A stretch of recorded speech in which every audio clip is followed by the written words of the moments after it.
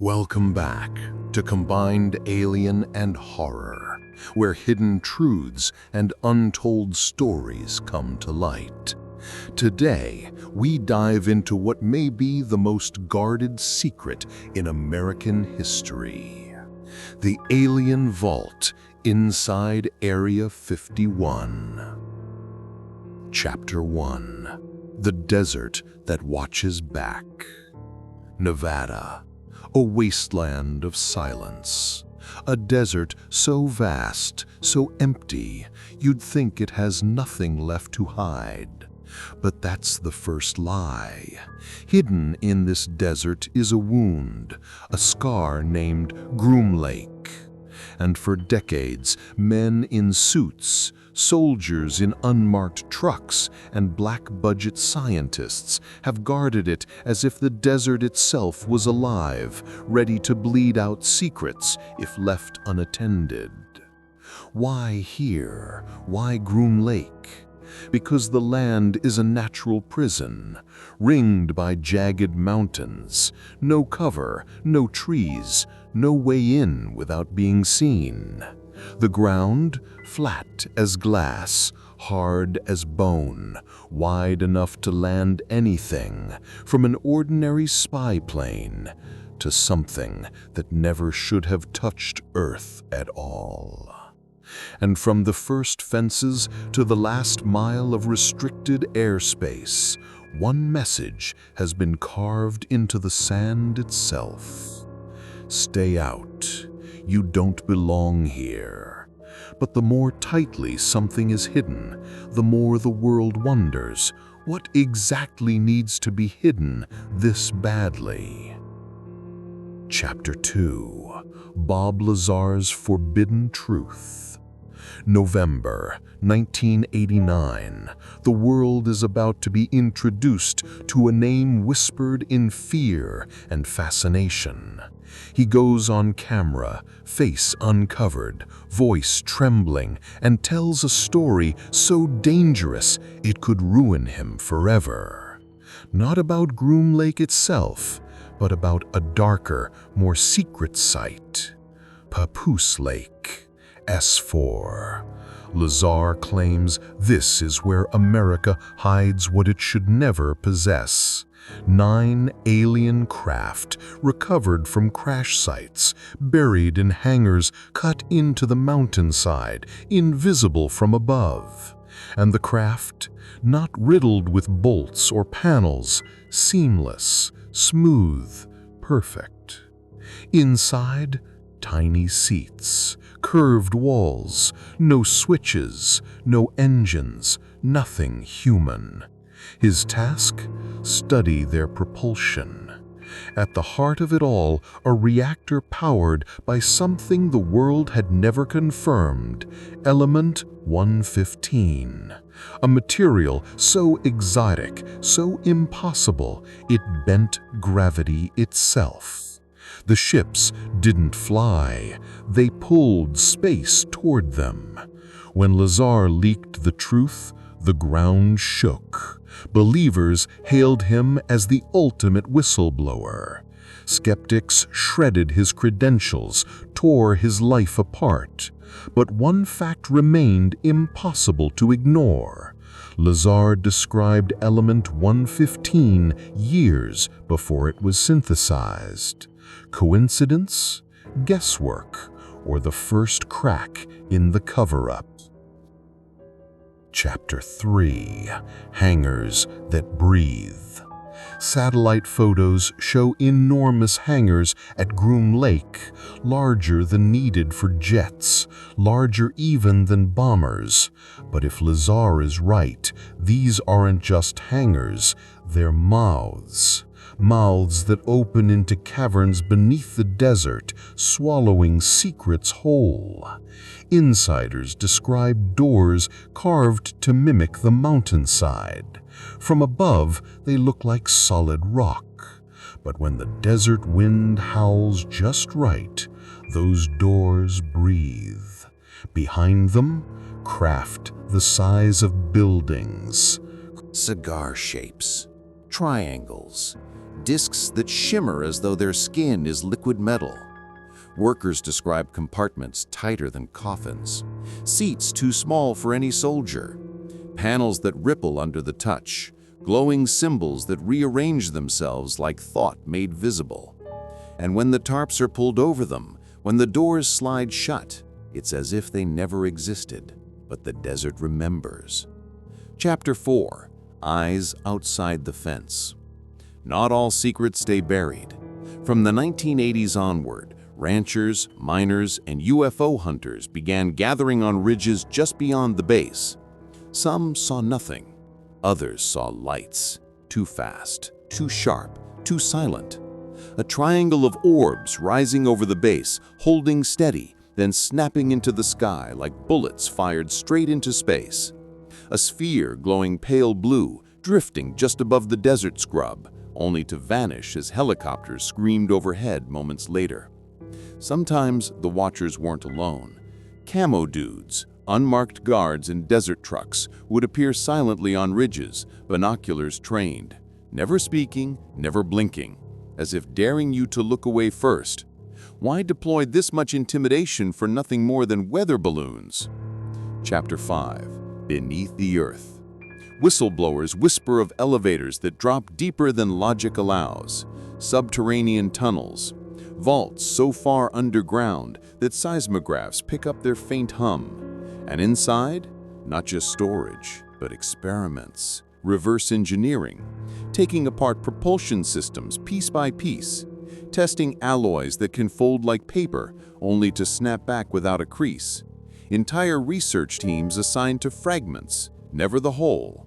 So no one man or woman ever sees the full picture, the perfect lie, the perfect prison of truth. And yet one truth slips out. The deeper you go, the stranger it gets. From technology to biology. Chapter 6. The Bodies. Some say the craft weren't empty, that the government recovered more than machines. Alleged autopsies whisper through leaked documents and blurred photographs. Beings no taller than a child, with elongated limbs, oversized craniums, eyes so dark they reflect nothing. Stored in climate-controlled vaults, tissues preserved, organs dissected. Or worse, bodies kept in suspension, as if waiting to be woken. Some insiders swear they saw movement, a chest rising faintly, a hand twitching beneath surgical light. Alive? Or some last reflex of a species that does not belong here? The official stance? Nothing but hoaxes, test dummies, science fiction. But why then does every whistleblower describe the same gray-skinned, black-eyed form? How do lies align so perfectly across decades? Chapter 7. The Disinformation Game. Here's the cruelest twist. Even if a man tells the truth, the government only needs one word: crazy. Discredit him, erase his records, smear his past until the world laughs. Bob Lazar lost his jobs, his education records, even his reputation. Others who spoke out claimed they were followed, harassed, threatened. And when false stories are deliberately planted, when hoaxes are seeded like weeds, how do you know which leaf hides the truth? The disinformation machine thrives on doubt, because when truth and lies mix, the public stops believing in anything at all. Chapter 8. The Skies That Betray. Above Groom Lake, silence is law. No civilian flights, no commercial routes, and yet lights still appear. Silent spheres pacing jets, diamond shapes reflecting the sun before darting away, formations of glowing orbs moving in synchronization, only to vanish one by one like stars being switched off. If they were drones, why so silent? If they were jets, why no sound, no contrail, no sonic boom? Even trained Air Force pilots whisper of seeing maneuvers that defy the laws of physics itself. Right-angle turns at hypersonic speed, acceleration that ignores inertia. In other words, machines that break the universe we know. Chapter 9. the Element 115 revelation. The world laughed when Lazar said it. But in 2003, scientists finally confirmed it. Element 115 is real. Moscovium, but unstable. Gone in less than a second. Lazar swore the version he handled was stable. A gift or a curse, not from this Earth. The perfect fuel for craft that bend space-time itself. Was he lying? Guessing? Or did he hold in his hand the very key to alien propulsion?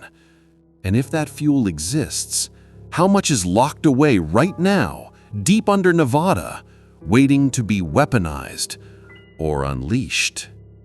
Chapter 10. The government breaks its silence. For 50 years, they said nothing. Maps? Blank. Questions? Laughed off. Then in 2013, the CIA admitted the truth. Area 51 exists. But their story was carefully packaged. Spy planes, Cold War history, nothing more. No mention of hangars and mountainsides, no whispers of Element 115. No bodies under surgical lights, just old planes, just business as usual. And yet, the desert keeps growing. New hangars rise, new runways extend. For what? Spy planes don't need caverns the size of skyscrapers. Chapter 11. Secrets worth killing for what? What truth is worth decades of silence? What's worth erasing identities, destroying lives, building underground fortresses in a desert no one was supposed to care about?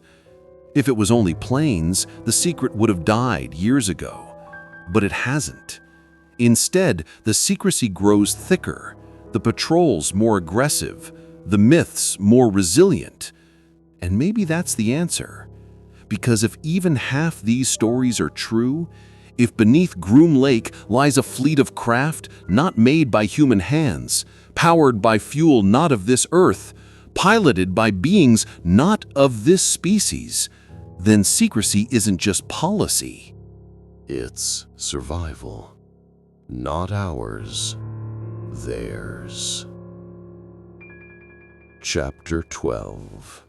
The cliff we stand on. So where does this leave us?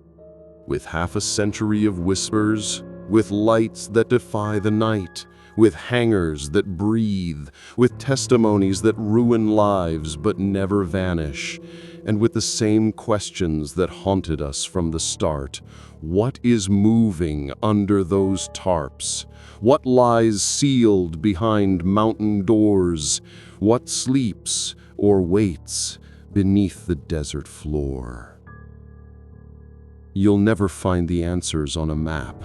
You'll never hear them confirmed in a press release. But the next time you look up at the stars and wonder what's out there, remember this: the question may not be what's out there. The question may be what's already here. And what truth is so dangerous, so terrifying, that it must be locked away in Nevada, hidden behind armed guards, camouflaged hangars, and decades of silence? One day, the doors may open. One day, the desert may give up its dead. But until then, we stand on the edge of the cliff, staring into the darkness, knowing that something is staring back.